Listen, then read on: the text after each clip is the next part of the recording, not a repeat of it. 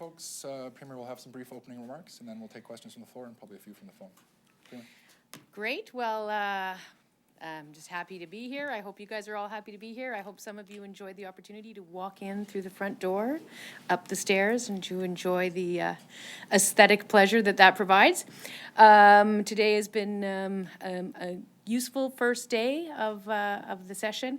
I feel quite pleased that we were able to talk about the priorities that we're going to be bringing forward over the course of the next few weeks. In case you haven't heard them, it's very important to us to be talking with Albertans and to be moving forward on the priorities that we think reflect the priorities that were frankly discussed in the election, which is the issue, of course, of stabilizing public services, particularly for those Albertans who require those important frontline services which contribute to their resiliency and the resiliency of Alberta communities to come through the economic downturn that we're facing, to also lay out a path to a measured and thoughtful, balanced budget, which you will hear more about tomorrow, and to focus very intentionally on the issue of economic diversification and job creation.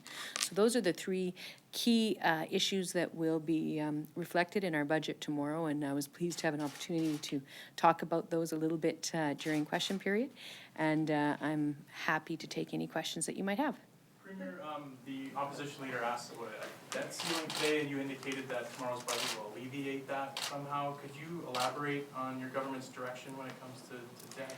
I am going to leave that particular issue to the Minister of Finance to talk about in the budget when he rolls it out tomorrow. But suffice to say that we are not unaware of those issues and the need to set out parameters with respect to debt. Generally speaking, I'm sure you know, Alberta is in a completely different world relative to the rest of the country in terms of our debt to GDP ratio. But nonetheless, it's something we need to keep an eye on. And so you will see some reference to that in the budget documents tomorrow. You're putting a cap on it? As I say, you will see some reference to that in the documents tomorrow. Is AAA sacrosanct though? I mean, will you see it be disappointed if we lose the AAA credit rating, or is that just a fact of where we are? Well, I think, you know, it's what we want to do. I mean, different agencies use different criteria to evaluate whether you're at AAA or not. I think it's important for us to keep our eye on that ball to ensure that we remain a place that is perceived as a good investment. And so that's really important to us. At the end of the day, though, I mean, we also have other things that we also need to focus on, which I talked about today, which is ensuring that we provide stability to Alberta communities, generally speaking, as we navigate through the situation that we're in. Not only is there an economic slowdown going on in Alberta, but it obviously has implications for government finances. And so what we need to do is take a balanced approach where our role is to act as a shock absorber or as a cushion for Albertans and for their families over the course of the next 3 or 4 years. Premier, you've spoken in the last few weeks about the size of construction in Alberta, to the infrastructure spending that you might be undertaking. Can you give us a scale of what you were talking about, especially when he says there was some capacity in the construction industry right now? What are we talking about in the next few months, few years? I hate to be a broken record on this issue, but you will definitely be getting more detail on that issue tomorrow when we roll out the budget. You know, I think that there's times, certainly, the general principle is that there are times when infrastructure spending and investment are better delivered than others. So spending at the height of a boom situation is not good for the cost of capital. It's not good for the availability of labor. It's not good for the overarching cost of construction. So obviously, when there's a downturn in the economy, investing in infrastructure is better timed. But in terms of the details of that and the magnitude that you're talking about or that you're asking about, that will be included in the budget delivery tomorrow. Non-budget question. Let's see if it really is.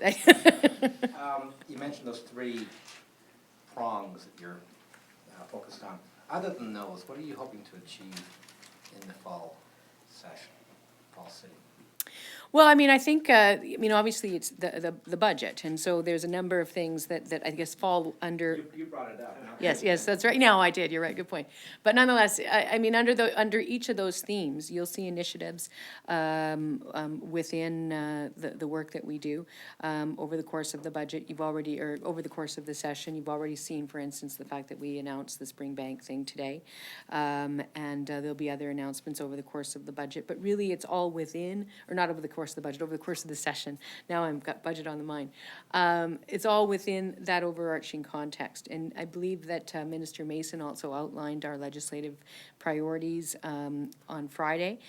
So we'll be moving forward on those issues. So ultimately, what we're trying to achieve in this session is to lay out a framework within which we provide Albertans with a sense of security, of stability, of a plan to balance, which is reasonable, cautious, conservative, but something that people can know is there, and then again to move forward on our job creation and economic stimulus plans. Follow-up to that, that you'll be leaving the sitting to go to Paris. Possibly. We're still, I'm definitely going. We're trying to figure out the details of when Paris starts November 30th and ends December 8th. And there's the sort of subnational tables are on December 8th, and the prime ministerial table is on November 30th. And I'm not keen to be away for 9 days. So we're trying to figure out exactly when I'll go. So if it's the 8th, we may or may not still be in session. So That's all I'm sorry, saying. just following that, are you gonna go on your own, are you part of a delegation in from Canada, work with Trudeau? How's that Honestly, gonna work? those conversations are in progress pretty much as we speak. Because, I mean, obviously, as you can imagine, the new federal government has a lot of issues that they are juggling, and they're driven, of course, by an external timeline, which is COP.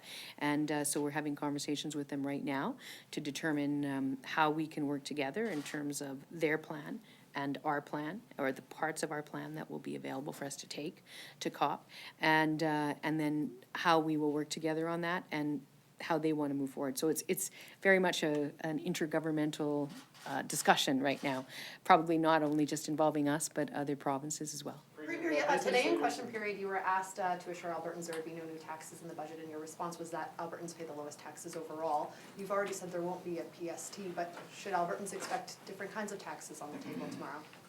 Well, that is absolutely the kind of thing that I cannot talk about in advance of the budget. Have you ruled out other kinds of taxes? We have not ruled out every other kind of tax, but I'm not going to say anything more. We have not ruled them in either. What did you mean by, you said in the House just now that Albertans will be paying less than they would have paid under the Prentice government? Well, our tax regime overall, because we eliminated the healthcare levy for 93% of Albertans, and that is the one piece I realized after I said it that I didn't clarify. 93% of Albertans pay less under the plan that we've outlined thus far than they would have under the plan that Mr. Prentice ran on, primarily because of the fact that we canceled the healthcare levy. Business and community leaders in Fort McMurray are asking for the return of the Oil Sands Secretariat. Is there a role government can play in trying to better plan the economic growth in that area than what we saw the last 10 years? Yeah, well, I haven't had a chance to, I've gotten briefed on that report. I haven't been able to read it fully myself, but there's no question that Wood Buffalo region, whether with the price of oil low or high, will be an important economic center for the province of Alberta for years to come. And it would certainly be nice if government could get ahead of the many challenges that they face in that community, as opposed to being, scrambling to catch up. So I will be asking my Minister of Municipal Affairs and my Minister of Economic Development to work together on reviewing that report and to determine if there's more that we can do to work with the leadership and the community leaders in Wood Buffalo to support that community's massive obligation to keep up with the tremendous pressure that all Albertans ultimately put on that region. We'll come back to the floor after a couple from the phone. Operator, is there a question from the phone? I guess not. Will the royalty review be done in time for Paris? It's a good question. I think we'll have some ideas of where we're going with it, and the two panels are working together. So those parts which need a fair amount of direction before we go to Paris will be done. Will it be completely done? Probably not. So, yes, we've got some pretty major timelines that we're running up against and some very complex issues that we're asking both panels to deal with. But we're very conscious of the fact that there are pieces that we want to take to Paris and that has to be done in concert with the Royalty Review Panel, and that work is going on exceptionally aggressively late into many nights with a lot of people. So the climate change review may not be done as well, is that what you're implying? Parts Only of it will parts be of it. done. Parts of it will be done. Perhaps the overarching framework, but certainly parts of it. Perhaps the overall arching framework will not be done. Right. But there will be something of substance to take to Paris. What's your reaction to the PC opposition saying that your government is out of touch today? Well, I mean, I think that Albertans engaged in a very thoughtful and thorough conversation in the spring about how to deal with what is essentially the biggest issue facing them right now, which is the state of our economy and the impact of the international drop in the price of oil. And I think that through that thorough conversation, Albertans decided who was in touch and who was not in touch. And I think that that continues to be the case. And we're now going to move forward on the priorities and the platform commitments that we made during that election. Again, apparently much to the surprise of the official opposition. But it's certainly our view that when you run on a set of principles, you should do everything you can to then implement them. And that's what we'll do. Your travels through Alberta, have you heard anything from Albertans that gives you a signal that there's actually something in your platform they don't like? Or is it that they like every single thing in your platform? There's no question that there's certain things in our platform that require very healthy discussion and debate. And sometimes, you know, not everyone's going to agree on everything, but it needs to be fully canvassed. And then you pick what is essentially the best way forward. You're not going to get consensus on absolutely everything. Well, I mean, I think the obvious example, I mean, some people are still, don't believe we should be moving ahead on minimum wage. I believe we should be. I believe it's the right thing to do. I believe that that experience has shown that jurisdictions like ours that have raised the wages of the lowest income people in their jurisdiction, in their communities, ultimately see more job creation and more economic prosperity. But that's an issue that there is not complete consensus on. But we're still having conversations about how we roll that out in a way that is sensitive to economic concerns, and how we pair it with some of the other work that we're doing, because that's the other piece. Through our new ministry, there is going to be other opportunities that are offered up to innovative businesses that are looking at expanding and diversifying in the province. And so hopefully, when it all comes out in the wash, we'll see that we've moved forward, not only for low-income Albertans, but also for the idea of diversification and economic development. We're going to try the phones one more time, and then time for one back on the floor. Operator, is there a call on the line, please? There is. We have James Wood from the Calgary Herald. Thanks, Premier, for taking my call. I have a question and a follow-up. This is not related to the budget specifically, but it is a financial question moving forward. Would your government take a look or consider using the Heritage Fund to either help fund operational spending or capital spending moving forward? And if so, why or why not? I think that the Heritage Trust Fund is a legacy that is very important to Albertans, and I think that it needs to be seen as what it is, which is an investment fund that builds access or builds value for future generations. And so I think playing around with that is something that one would have to be very, very careful with. And so the idea of having it fund operational or specific capital projects is not something that I think aligns with the values of Albertans or the way they see that fund and the way they've seen that fund for generations. On the contrary, I think we need to find ways to grow that fund. I think we have not valued it as much as we should have over the last couple of decades. And I think what we need to do is find ways in the context of the current economic situation that we find ourselves in, but to plan towards growing that fund for future generations of Albertans. If I could just follow up on that, with without getting into specifics, given the financial state, it looks like the contingency fund will be drained down considerably and could be gone either this year or next fairly soon. What can you say to people who might be concerned that we are losing sort of the shock absorber savings fund that we are supposed to have in place? Well, there's no question that when you lose over $6 billion in revenue in one 12-month cycle, that those kinds of contingency funds are put at risk.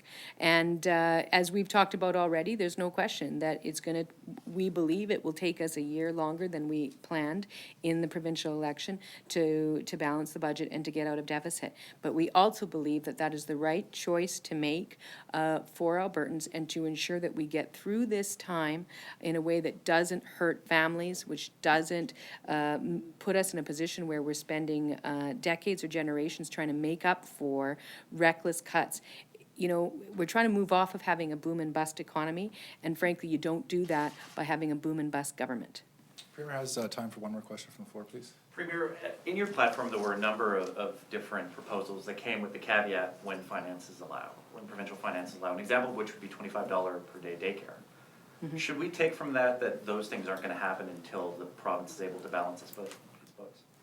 Well, I think that we definitely are going to be looking at phasing certain elements of our platform commitments in over a longer term than we'd originally planned, because we do have to balance those issues of stability and getting to balance with the fact that we've got a whole lot less money to work with.